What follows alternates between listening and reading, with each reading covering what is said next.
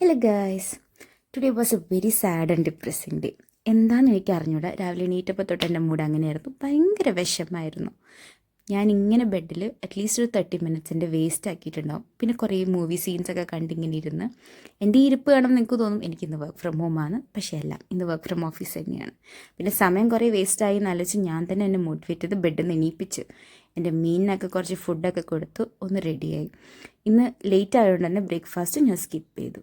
അങ്ങനെ റെഡിയായി ക്യാബൊക്കെ ബുക്ക് ചെയ്ത് ഞാൻ ഇറങ്ങാൻ നിൽക്കുമ്പോഴാണ് സത്യം ഞാൻ മനസ്സിലാക്കി. എൻ്റെ ചെരുപ്പ് പട്ടി അടിച്ച് പൊട്ടിച്ചു.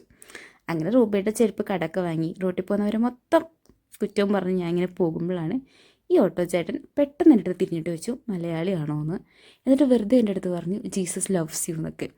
സംഭവം ചേട്ടൻ എന്തിനാ പറഞ്ഞതെന്നുണ്ടെങ്കിലും എനിക്ക് ഭയങ്കര സന്തോഷമായത് കേട്ടപ്പോൾ. പിന്നെ ഓഫീസിൽ പോയപ്പം ഒരു കുട്ടിയുടെ വർക്ക് ആനിവേഴ്സറി ആയിരുന്നു. അപ്പം നമ്മൾ കുറച്ച് കേക്കൊക്കെ കഴിച്ച് അപ്പോൾ ഒരു കുറച്ചുകൂടെ സന്തോഷം കിട്ടി. കാരണം സ്വീറ്റാണല്ലോ, സ്വീറ്റ് ക്രേവിങ് ആർക്കാണ് ഇല്ലാത്തത്. പിന്നെ ഓഫീസിലെ പരിപാടിയൊക്കെ കഴിഞ്ഞ് ഇറങ്ങാൻ നേരത്തോ നല്ല വെയിൽ, പക്ഷെ താഴെ നോക്കുമ്പോൾ ഒടുക്കത്തെ മഴയും.